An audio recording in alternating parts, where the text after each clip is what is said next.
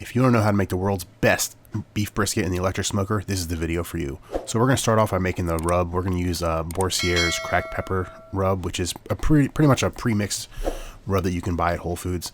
I like to use 2 tablespoons of that, and then I like to add my own ingredients as well to really kind of kick it up a notch, as they say. So that's what we're going to do here. Put it in a mixing bowl. Then we use some chili powder. We use 1 tablespoon of that as well. We try to get organic when possible. So that's what we're dumping in the chili powder. Then we're going to use some paprika. We can use smoked paprika if you want, but we're going to get enough smoke flavor from the smoke of the smoker. So then we use some hot pepper flakes. You can use them or not use them. It depends on if you want the heat. We like the heat, so we use the 1 tablespoon of that. Then we have the kosher salt, 1 tablespoon of kosher salt. I like to use really granular salt when I can. Then we just mix it up. Okay, so you want to start off with a nice piece of brisket. This is a real grass-fed piece, and make sure it's pliable like this. If it's not real pliable, it's going to be real tough when you get done smoking. It's going to taste like crap. So this is a fairly lean piece, so we didn't have to do any trimming of the fat. A lot of people like a little fattier piece, so you can just do that depending on your preference. Put down the yellow mustard, and what that does is it actually helps bind the rub to the brisket so it doesn't fall off in the smoking process, and gives you an amazing, amazing bark. So we're going to go ahead and rub it down like this. Then we're going to go ahead and take the actual rub that we made earlier in the video, and we're going to just sprinkle it on, making sure we cover the entire piece of meat. And we want to do this on both sides. Now, it's real important when you get done doing this that you don't actually rub the rub in. I know it's something you might want to think is you got to rub it in, but you actually want to pat it down.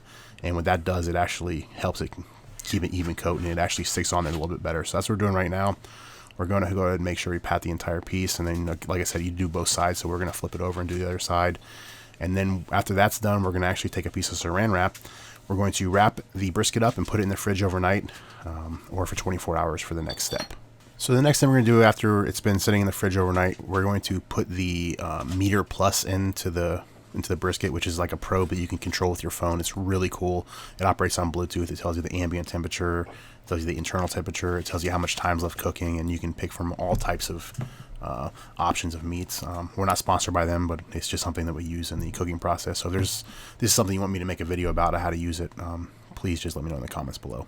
Okay, so now we're going to go ahead and put it in the smoker. It's 4 o'clock in the morning for reference, AM. We're going to put it on the middle rack of the electric smoker, like we're doing right here. Then we're going to go ahead and load the wood chips up. We're using apple wood right now. You can use any kind of wood you want, but I just like the flavor from apple wood for on the brisket. It just gives it a nice, sweet flavor, in my opinion. And then we're going to go ahead and set the temperature at 225 degrees Fahrenheit, and we're going to go ahead and let it cook for around 3 to 4 hours until it reaches the stalling temperature, which is going to be around 160 degrees, and then we're going to go ahead and get on to the next step. Okay, it took about 3 hours to get to that temperature. Now make sure when you take it out of the smoker on this step, you be very careful so you don't damage the bark. Okay, so now we're going to go ahead and bring this inside, and we're going to wrap it up in some butcher paper. You can use tin foil if you want, but I prefer the butcher paper. It gives you a little bit better bark, in my opinion.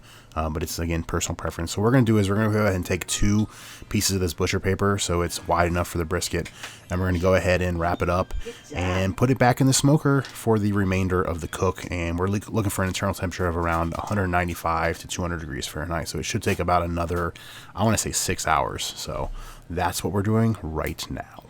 Okay, so we're going to put it back in the smoker at 225 degrees until the internal temperature reaches 195 to 200 degrees Fahrenheit, like we stated. It actually took around another 6 hours to hit this temperature, so just for reference. Okay, we're going to go ahead and take it out of the smoker, and we're going to put it in a cooler or a cooler bag and let it rest for an hour to an hour and a half. We did an hour and a half, and it turned out amazing, so just set it and forget it. Okay, after it rested, we're going to go ahead and unwrap it. So that's what we're doing right now, and this is like the reveal, but look at that. Oh my God. I'm getting hungry just watching this video again. So we're going to go ahead and take it out like that, and look at that bark. Amazing. Then we're going to go ahead and cut into it. I like to cut the slices about a little over 1/4 of an inch slices. Make sure you have a real sharp knife when you do this, or you're going to destroy the bark. And again, the game of making brisket is having a nice bark. So we're going to go ahead and do that. And then wait until you see what this looks like after we get done cutting into it. I mean, look at this. Look at this. Just falls apart. Oh my God. And wait till you see this. God, and the taste. Wait till we get to the taste. That is how it is done. Okay, so there it is, the brisket. So we made this, obviously, and then we're also making this mac and cheese, which is done, about to come out of the oven. So that's what we're eating. Hope you guys enjoyed the video. If you did, like it, share, subscribe. Citizen for life, peace, and you're welcome. And this is so good. I actually impressed myself. It's kind of lean, but you know, that's how we roll.